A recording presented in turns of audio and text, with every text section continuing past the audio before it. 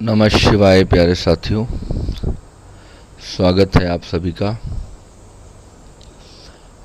आज एक क्वेश्चन है कि मेरे बच्चे पढ़ने के लिए विदेश चले गए थे, अब वो वहीं सेटल हो गए हैं, वापस ही नहीं आ रहे।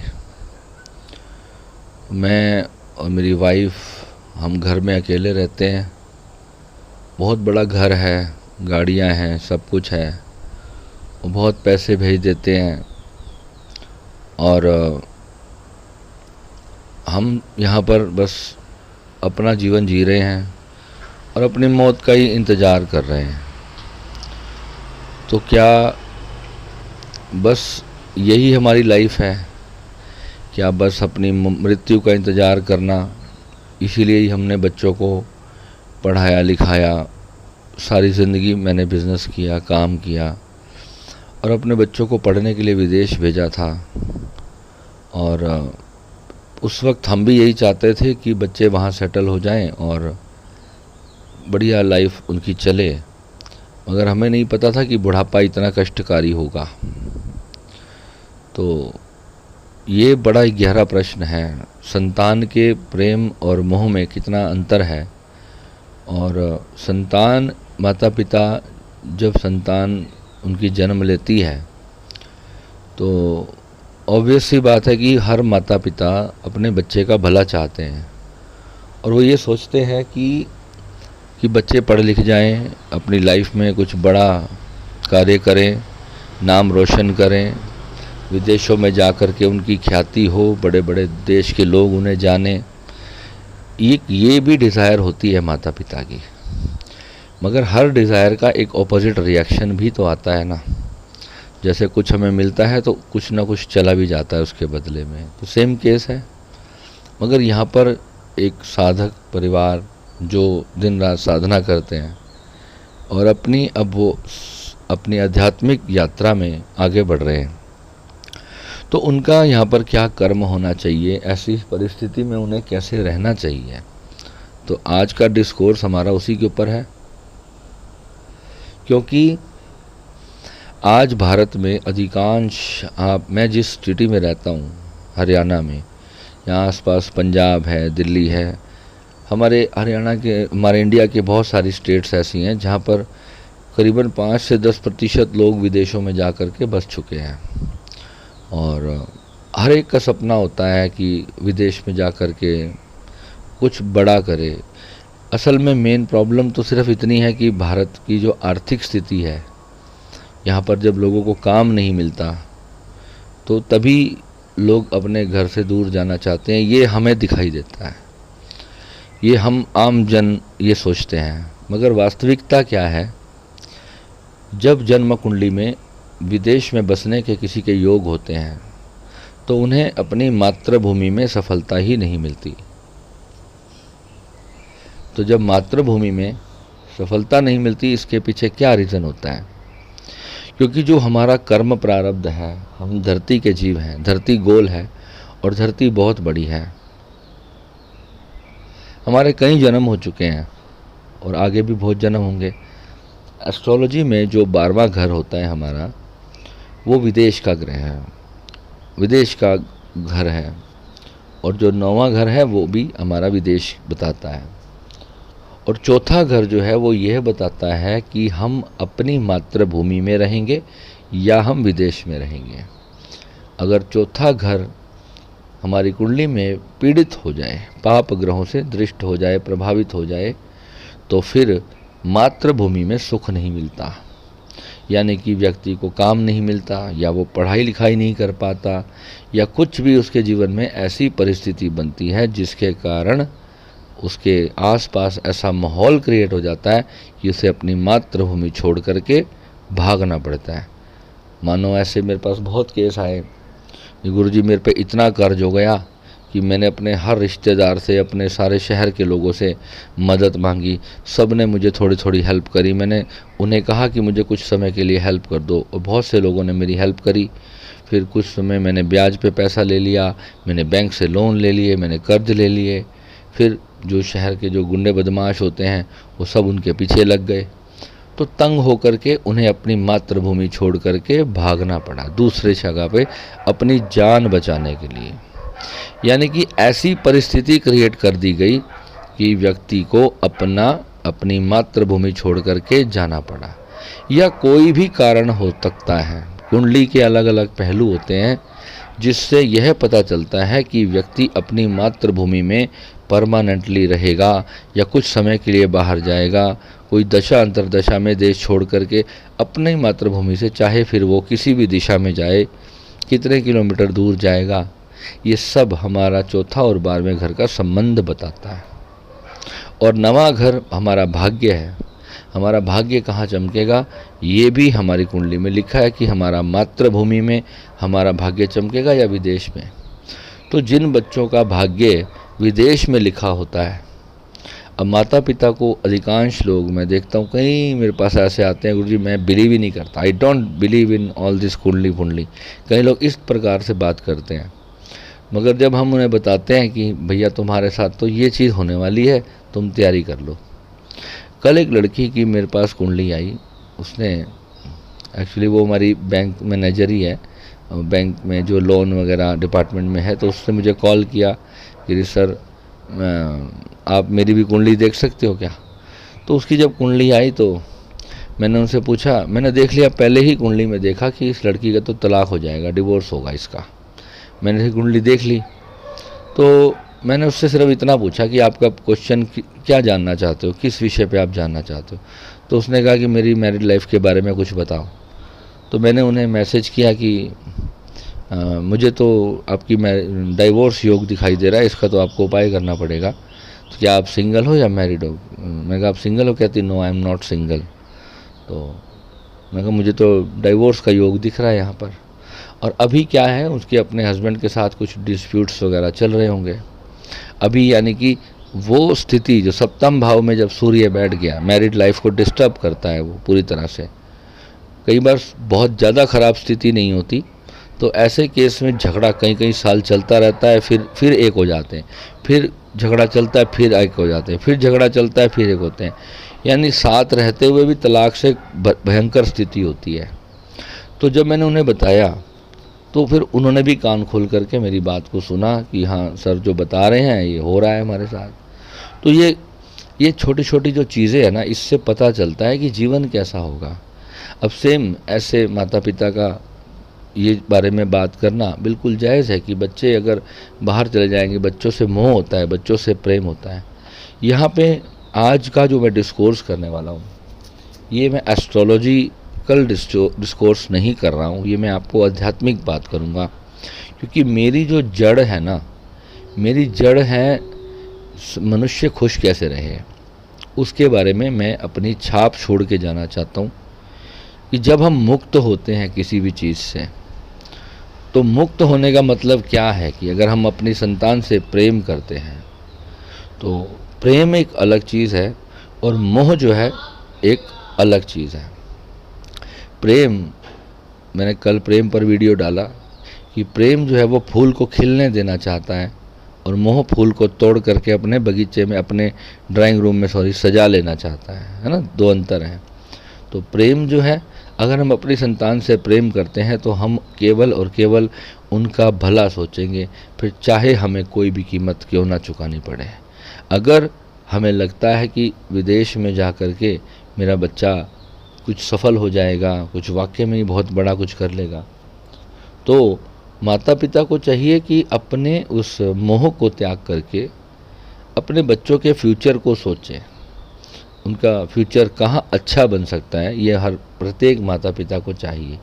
मगर जो बच्चों का भाग्य भी उसके अंदर जो है वो निर्धारित करता है कि चाहे माता पिता लाख चाहें, बच्चों का भाग्य भी तो होना चाहिए कि वो विदेश में उनका भाग्य लिखा हुआ है भी या नहीं लिखा हुआ।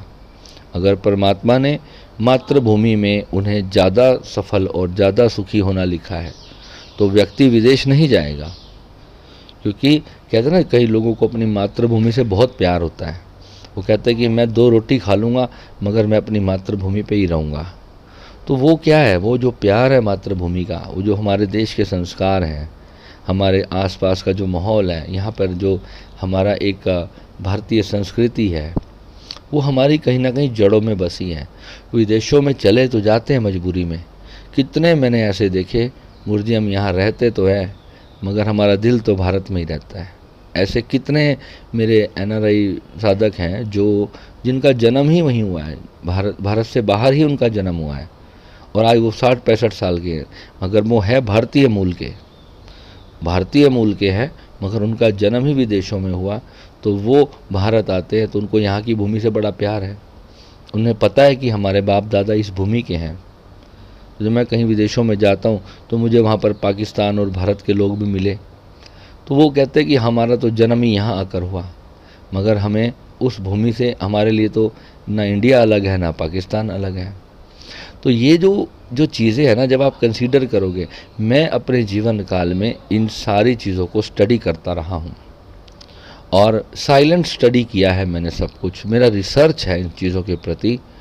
और आज के डिस्कोर्स में मैं आपको यही बता रहा हूँ कि हमारा जो भाग्य है अगर विदेश से जुड़ा होगा, या चाहे हमारी इनकम का भाव विदेश से जुड़ा हो, चाहे हमारा स्वास्थ्य का भाव विदेश से जुड़ा हो, चाहे हमारा अपने मकान का भाव विदेश से जुड़ा हो। जब चौथे घर का स्वामी 12वें में और 12वें का स्वामी चौथे में होता है ना, तो व्यक्ति का अपने देश में भी घर होता है और विदेश में भी घर होता है, वो आता जाता रहता है। वो एक ही जगह पर बहुत परमानेंट जाकर के हमेशा हमेशा के लिए अपनी मातृभूमि को त्याग नहीं करता। तो ये ऐसी ऐसी इतनी सारी चीज़ें होती हैं हमारी कुंडली में। तो यहाँ पर जब एक माता पिता के मन में एक भाव होता है कि मेरा बच्चा मेरे साथ रहे, मेरे बुढ़ापे में मेरी सेवा करे, तो ये हमारे भारतीय संस्कृति में एक, मैं इसे बुराई के रूप से देखता हूँ कि जब हर माता पिता ये सोचते हैं कि मेरी सेवा करने के लिए मेरा बच्चा मेरे पास रहे, जबकि बच्चा इतना लायक होना चाहिए कि वो चाहे कहीं पर भी रहे, वो अपने माता पिता से दिल से, हृदय से जुड़ा रहे, उनकी हर सुख दुख में अपने पूरी क्षमता से उनकी सहायता करे, जो उसका प्रति उनका कर्तव्य है वो भावना बच्चे के अंदर होनी चाहिए। तो अगर वो भावना बच्चे के अंदर है तो माता पिता भी खुश रहेंगे और वो बच्चा भी खुश रहेगा।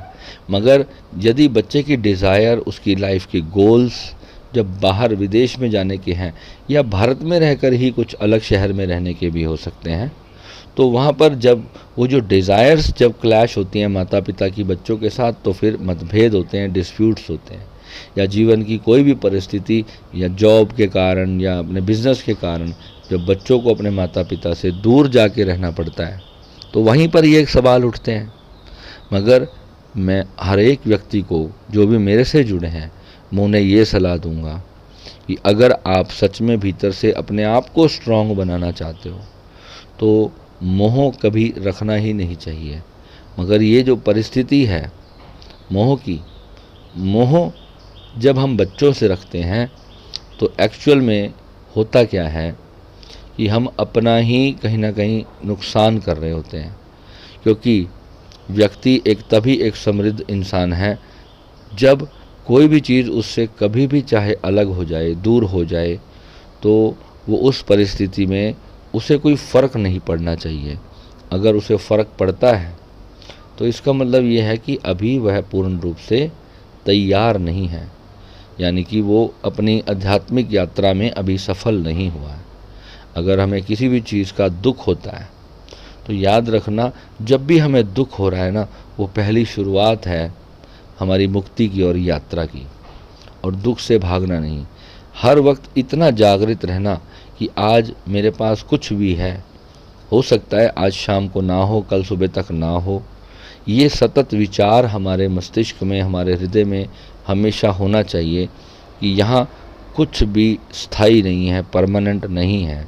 चाहे फिर वो मेरी संतान के विषय में बात हो रही है, चाहे वो मेरी पति पत्नी के, माता पिता, भाई बंधु, मेरा बिजनेस, मेरा नाम, यश, पद, प्रतिष्ठा, कुछ भी स्थायी नहीं है। आज सब प्रकृति में मेरे शुभ योग चल रहे हैं तो मेरे पास शुभ, सब कुछ शुभ हो सकता है। कल को कुछ मेरे साथ हानि भी हो सकती है, क्योंकि परिस्थिति है, जीवन है। तो कुछ भी यहाँ पर जो सुख बनता है, जिसे हम सुख समझते हैं, वास्तविकता में कई बार वो दुख भी बन जाता है ना। तो सभी के जीवन में हर प्रकार के सुख तो नहीं लिखे होते। तो एक साधक जो है वो इस बात को जानता है एक समर्थ साधक जो है वो इस बात को भली भांति देखता है कि ये जो सुख है ये सब नश्वर हैं, कभी भी मेरे हाथ से लिए जा सकते हैं। और जब हम अपनी उस जर्नी पे, अपनी उस यात्रा के पड़ाव पर होते हैं, उस वक्त होता क्या है कि हमें पता ही नहीं होता, हमें ये ज्ञान ही नहीं होता कि जब अचानक जब हमसे कोई प्रिय वस्तु प्रकृति छीन लेती है। उन माता पिता से जाके पूछो कि जिनके जीवित रहते हुए उनकी संतान की मृत्यु हो गई, तो ऐसे ऐसे बहुत केस हो जाते हैं, जवान बच्चों की मृत्यु हो जाती है। तो वहाँ पर माता पिता कितने सपने सजाते हैं अपने बच्चों के लिए, और ऐसी परिस्थिति जब उनके जीवन में आ जाती है या कोई अपना प्रियजन उनसे दूर हो जाता है या उसकी मृत्यु हो जाती है, किसी भी कारण कोई भी व्यक्ति जब हमारे जीवन से चला जाता है, अगर हमारा उनसे प्रेम है, मोह होता है, एक गहरा अटैचमेंट होता है, एक भावनात्मक संबंध होता है, आत्माएं जुड़ी होती हैं, पास्ट लाइफ कर्मास होते हैं, बहुत कुछ खेल होता है, तभी लोग हमारे जीवन में होते हैं और तभी हमारे जीवन में लोग नहीं होते हैं। ठीक है, तो यहाँ पर अपने आप को उस लेवल पे स्ट्रॉन्ग रखना। वो स्ट्रॉन्ग आप कैसे बनोगे? स्ट्रॉन्ग ऐसे नहीं बना जाएगा, बिना साधना के, बिना ध्यान योग के आप स्ट्रॉन्ग नहीं बन सकते, बिना ज्ञान के आप स्ट्रॉन्ग नहीं बन सकते। उस विचार को अपने हृदय में बिना धारण किए आप स्ट्रॉन्ग नहीं बन सकते। मोह करने से पहले ही बचा जा सकता है, और ये सीख भी तब आती है जब किसी चीज़ से हमें बहुत मोह होता है, और जब वो मोह भंग होता है, वो मोह टूटता है, तब जा कर के हमें समझ आती है कि मैंने तो मोह पाल लिया था। तो जब मोह पाल लेते हैं किसी चीज़ का और वो वस्तु हमसे दूर हो जाती है या नुकसान हो जाता है उस व्यक्ति का या वस्तु का, तो फिर हमारे भीतर एक पीड़ा उठती है। तो वो पीड़ा से जो हमें लर्निंग प्राप्त होती है, कई चीज़ें ऐसी जीवन में हमें मिलती हैं और वो खो जाती हैं, और बार बार ये अभ्यास प्रकृति हमें करवाती रहती है। तो जिससे एक परिपक्वता आ जाती है उम्र के साथ साथ। कहते हैं ना, शनि की आयु 36 वर्ष, कि 36 वर्ष के बाद शनि अपना दंड देना कम कर देते हैं, है ना, होता है ना। उसका रीज़न क्या है कि 36 वर्ष तक इतना कुछ देते हैं और इतना कुछ ले लेते हैं, व्यक्ति प्रौढ़ हो जाता है, उसे समझ आ जाता है कि ये संसार वास्तविकता में सिर्फ दुख का ही एक खेल चल रहा है, और ये जो हम जिसे सुख समझ के उसके पीछे भागते हैं, और जब हमारे बृहस्पति कुंडली में अच्छे होते हैं, हमारे पूर्व जन्मों के कर्म अच्छे होते हैं, तो हमारे को गुरुओं का ज्ञान प्राप्त होता है। नहीं तो हमें अच्छे गुरु ही प्राप्त नहीं होते जो हमें सच्चाई बात सिखा सकें। जब हमें एक अच्छा गुरु ही मिल जाए जो सिर्फ हमारे को संसार में ऊंची उन्नति प्राप्त करने के साथ साथ उसका मोह को त्यागने का भी रास्ता बताता रहता है, तो उसमें क्या होता है कि हम अपने जीवन में सफलता की ओर बढ़ भी रहे होते हैं, मगर हम उसे पकड़ कर नहीं चलते हैं। और जब हम चीज़ों को पकड़ लेते हैं तो उससे छोड़ते समय हमें जब दुख होता है, तो उसी से ही तो मुक्ति की पहली किरण हमें दिखाई देती है कि मेरा दुख क्यों है, मैं क्यों दुखी हूँ। जब मुझे ये दिखना लग जाए कि मुझे अपने जो शत्रु है, जो मेरे अंदर काम, क्रोध, लोभ, मोह, अहंकार, ये 5 शत्रु मेरे अंदर बैठे हैं और ये मेरे को पीड़ित कर रहे हैं, तो उन्हीं से हमारी फिर लड़ाई शुरू होती है। और जब हम इसकी लड़ाई शुरू करते हैं तो फिर एक दिन हम जीत भी जाते हैं। हम धीरे धीरे समझ पाते हैं कि ये जो संसार है ये नश्वर है, कोई भी रिश्ता यहाँ पर हमारे साथ सदैव नहीं रहने वाला। मगर फिर इसका मतलब क्या ये है कि जो भी हमारे रिश्ते हैं तो क्या हम उनको छोड़ दें? ऐसा बिल्कुल भी नहीं है। मैं हमेशा सिखाता हूँ कि प्रेम जो है ना, प्रेम में होने का मतलब है कि आप बस इस जीवन को ऐसे प्ले करो, ऐसे खेलो कि जो भी आपके पास हैं उनके पास और आपके पास बहुत कम समय है प्रेम करने के लिए। इतना प्रेम बांट दो, इतनी खुशियाँ बांट दो संसार को कि जन्नत हमारे यहीं बन जाए, स्वर्ग हमारी धरती बन जाए। यानी कि ये जो जीवन हमें छोटा सा मिला है, ये लड़ाई झगड़े और नफ़रत और ईर्ष्या करने के लिए नहीं बना है।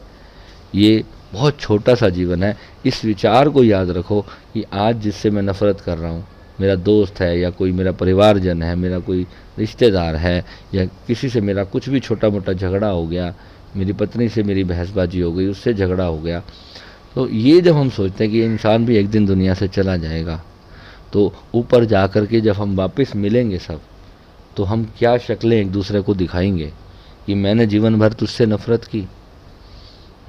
ऐसे कितने लोग होते हैं, वो पत्नी कहती है गुरुजी मैंने तो अपना जीवन समर्पित कर दिया मगर फिर भी आज तक मुझे नफरत ही मिल रही है। वो क्या है, प्रारब्ध कर्म है।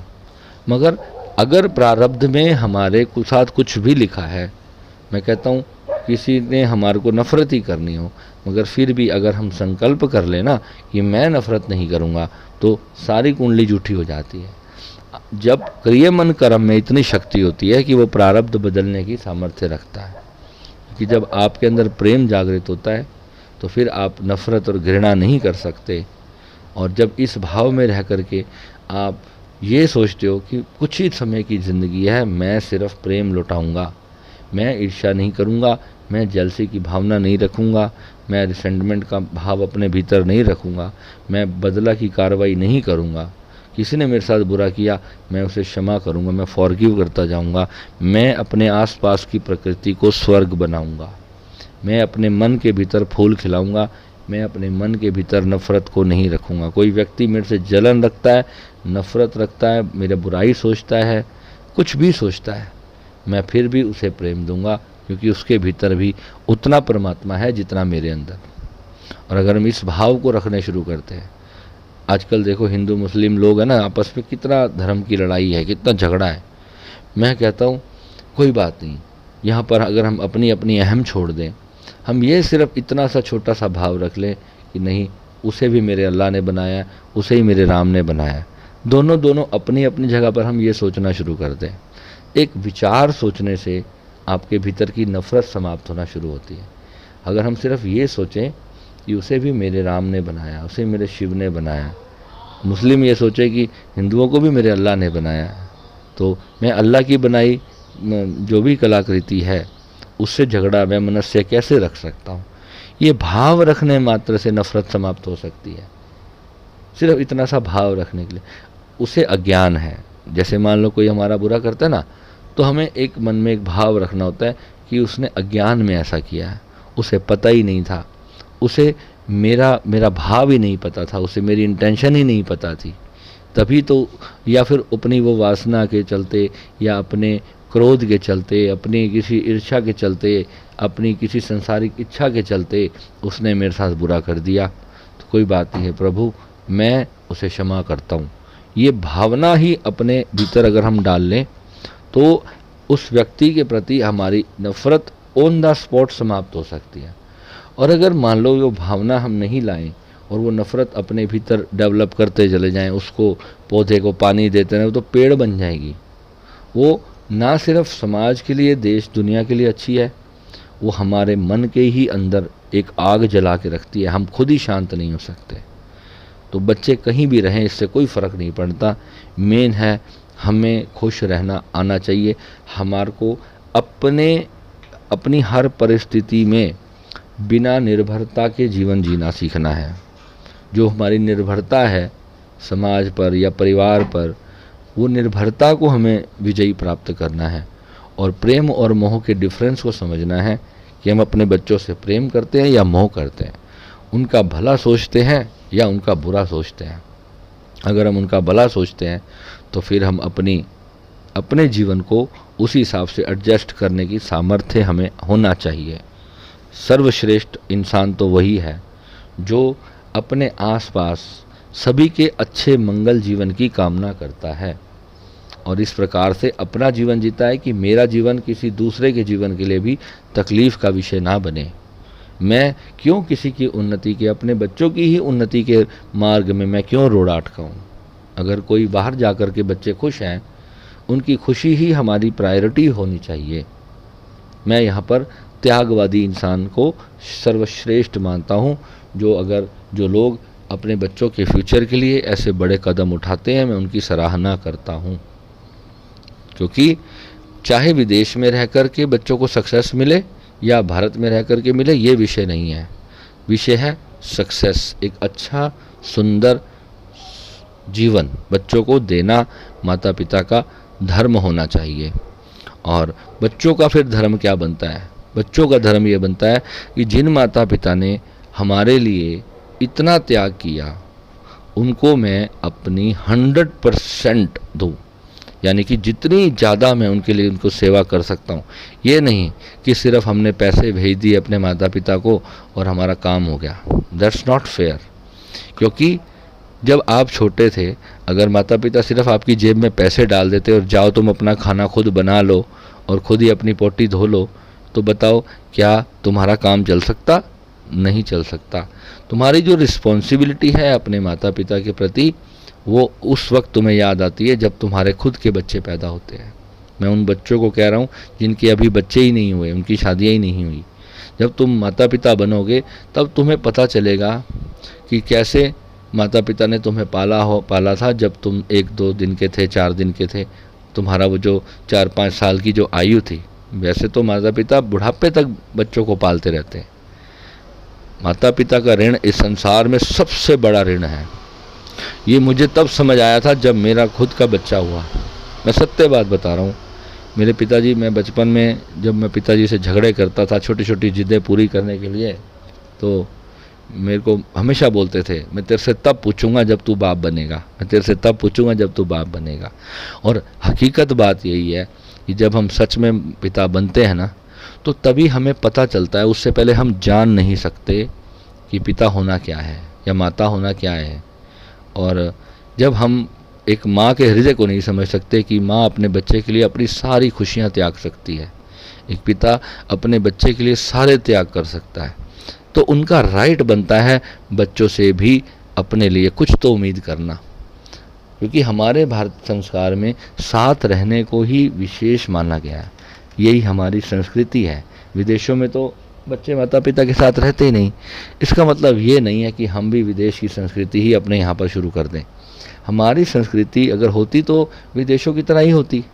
हमारे जो बड़े बुजुर्ग थे, उन्होंने जो संस्कृति बनाई थी यहाँ पर, जो रिश्तों से प्रेम सिखाया, वो प्रेम ही है। चाहे आपस में लाख ईर्ष्या हो, नफ़रत हो, जलन हो, मगर बावजूद इसके जब भी कोई सुख दुख होता है तो सबसे पहले रिश्तेदार ही आगे आके खड़े होते हैं। ये हकीकत है, ये कड़वा सत्य है। अलग बात है कि आजकल लोगों के मन में प्रेम की भावना बहुत कम हो गई है। सगे संबंधी रिश्तेदार आपस में एक दूसरे से जेलसी का भाव रखने लगे, तो ये जो नफ़रत की भाव है, ये धीरे धीरे धीरे टूट रहा है। ये सर्कल टूट रहा है और ये टूटना इस देश के टूटने की सबसे बड़ी गारंटी लिखित करके दे रहा है। ये जो संबंध हमारे यहाँ पर ख़त्म हो रहे हैं ना, क्योंकि भाई भाई से नहीं बात करता। क्यों नहीं करता? उसने कुछ शब्द उल्टे बोल दिए या गुस्से में कुछ बोल दिया तो बस नफ़रत हो गई। सगे भाई आपस में बात नहीं करते। बुआ चाचा मामा के लड़कों लड़कियों को तो आप भूल जाओ, सगे भाई आपस में नफ़रत करते हैं। यहाँ पर विषय बच्चों के मोह का नहीं है, यहाँ विषय ही मोह का है, प्रेम का है। अगर हम आपस में अगर एक दूसरे के साथ गलत करेंगे, माफ़ करने की प्रवृत्ति हमें अपनानी चाहिए। मगर मैं यहाँ पर हमेशा आपको ये सिखाता हूँ कि जब हमारे अंदर ये समझ पैदा होती है कि संसार में कैसे जीना है, वही मोक्ष है। जैसे कमल कीचड़ में रहते हुए भी चमकता रहता है, खिलता रहता है ना, उसे स्पर्श में नहीं आता। इसी प्रकार का जीवन जीना जिस दिन हम सीख जाते हैं, तो हमें कोई ध्यान योग में ज़्यादा जाने की ज़रूरत नहीं है, कोई हमें तपस्याएं करने की, पहाड़ों में जा कर के बाबा महाराज बनने की कोई ज़रूरत नहीं है हमारे को। मोक्ष एक माइंड की स्टेट है। जिस दिन आपको ये पता चल जाएगा ना, तो आप उस दिन अपने आप के अंदर ये यूनिवर्स आपको दिखाई दे जाएगा। क्योंकि ये ज्ञान इंसान को प्राप्त होने के बाद ही समझ आता है कि जब उसे वो अवस्था जब वो जी रहा होता है, तभी केवल उसे पता होता है। हर क्षण हम प्रेम करते हैं अपने आसपास, अपने संतान से, बच्चों से, पति पत्नी से, माता पिता से, अपने रिश्तों से, मगर जब उम्मीदें टूटती हैं तब हमें दुख महसूस होता है। क्योंकि उम्मीदें करने के बाद ही तो हमें, जब उम्मीदें टूटेंगी नहीं तो हमें दुख का पता ही नहीं चलेगा। जब दुख बार बार आता है तो धीरे धीरे व्यक्ति में प्रौढ़ता आती है और वो उम्मीद छोड़ देता है। और उम्मीद छोड़ने के बाद फिर एक ऐसी अवस्था जन्म लेती है जब उम्मीद आती ही नहीं। वो ही मोक्ष है, जब उम्मीद आती ही नहीं, जब उसे इतना ज़्यादा इस चीज़ का पता चल जाता है कि इस संसार से एक भी उम्मीद करना मूर्खता है। जब उसे ये समझ आ जाता है कि यहाँ किसी से अगर हम इज्जत मान सम्मान की भी उम्मीद करते तो वो भी गलत है। यहाँ हम किसी से कोई सहायता की उम्मीद करें, वो भी गलत है। यहाँ हम किसी से प्रेम की उम्मीद आशा करें, वो भी गलत है।